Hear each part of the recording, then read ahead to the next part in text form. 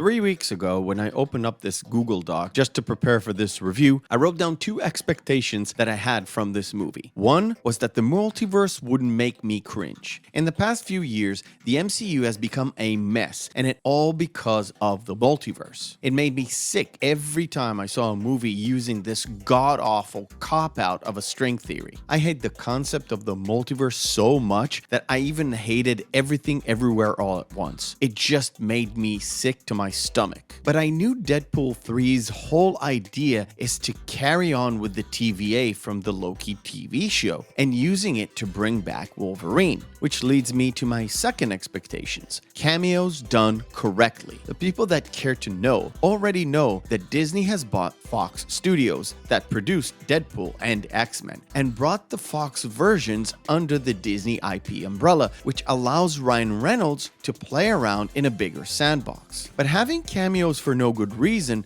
could be stupid and lame, or could have a meaningful impact on the story. So, were my expectations met? And is the movie any good? Let's find out. I'm Meffistoe. Like, share, and subscribe because this is my review of the movie Deadpool and Wolverine. And yes, this is a spoiler-free review. Let's go! Let's go. First of all, I hope you didn't jump on social media. I got home, started writing and producing this review, and foolishly opened my Twitter, and immediately I saw so many spoilers. You won't get any story beats out of it, but it sucks the surprise out of the room and makes a few things less impactful. If you stumbled onto a spoiler, will it kill your enjoyment of the movie? Probably not, but you kind of want to experience things on your own. It is a shame, really. And now for the meat and potatoes. Ryan Reynolds had a monumental task. Create a Deadpool movie under the Disney G-rated company and make it a good one. Thank heavens that Kevin Feige took the producer credit and stayed the hell away from this movie. And on his way out, allowed this movie to be R-rated because tons of these jokes would never ever fly on the normal Disney banner. It was raunchy, it was edgy, and it was downright crazy in today's atmosphere of what Ryan gets away with in this movie. And it's not just Ryan, it's Huge Jackman as well. The one thing that came to mind when I started hearing murmurs about Deadpool going under the Disney banner is that they cannot make an R-rated movie. And boy, was I completely wrong. Disney stepped back and let Ryan, the team of writers, and the director give us the best and most outlandish version of Deadpool. Was one of the best decisions that Disney has made in the past 5 years, ever since Endgame. Reynolds is back in the red spandex, and just like in the previous Deadpool movies, it felt like he was back playing the character he was destined to play. And actually, same goes for Hugh. I understand that he didn't want to play Wolverine ever again and let the role define his entire career, but boy, it was so good to watch him play it one more time. And I'm happy to say that they addressed this whole thing inside the storyline of this movie. Deadpool 3, without going into the story, pulls no punches. It wasn't just the edgy jokes. It made room for heartwarming stories, kind of the same as the previous two films. But this one managed to weave in certain aspect of the multiverse concept into the storyline. Unlike the Multiverse of Madness, it made absolute sense. Before going into this movie, I actually started to develop this kind of a theory about this entire trilogy. Now that the movie is out, I can safely say that my hunch was actually correct. There is an overarching theme for all three movies. The first one is love, the second, loss, and the third one is full-on redemption.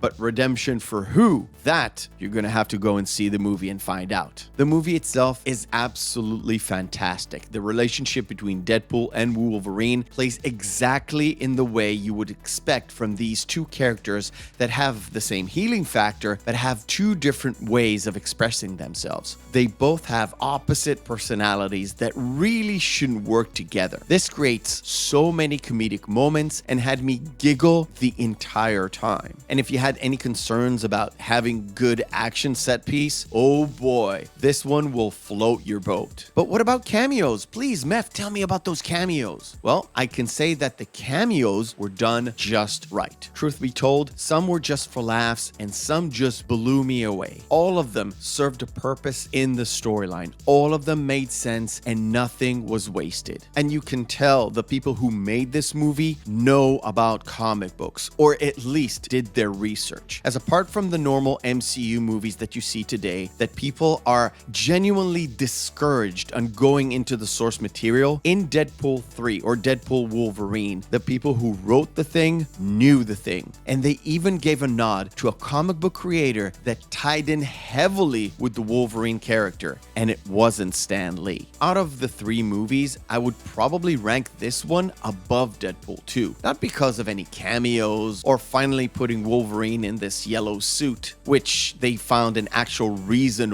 why he was in that suit to begin with and made sense in the story, but I ranked this higher because the story was actually better. It was funnier. It had moments that made you relate to the characters, especially Wolverine, in the way Cable could not do in Deadpool 2. I came into the movie with lowered expectations and I really enjoyed myself very much. Like I said, I hate multiverse stories, but this one managed to capture me. I was in from the first moment and until the end credits scene, and it was worth the high price of admission. I highly recommend you go out and watch this movie in the theaters. It's a couple of hours, but it flies by. And if you're asking, do I need to see any MCU movies beforehand or Disney Plus Marvel TV show? The answer is absolutely no. I went with my wife that hasn't seen anything Marvel for 5 years, and all of the story made sense for her. Too bad she kind of hates Reynolds' shtick, always have, but the woman cannot be reasoned with. I thank you for watching, and remember, hope is a good thing, maybe even the best of things, and no good thing ever dies. I'll see you on the next video.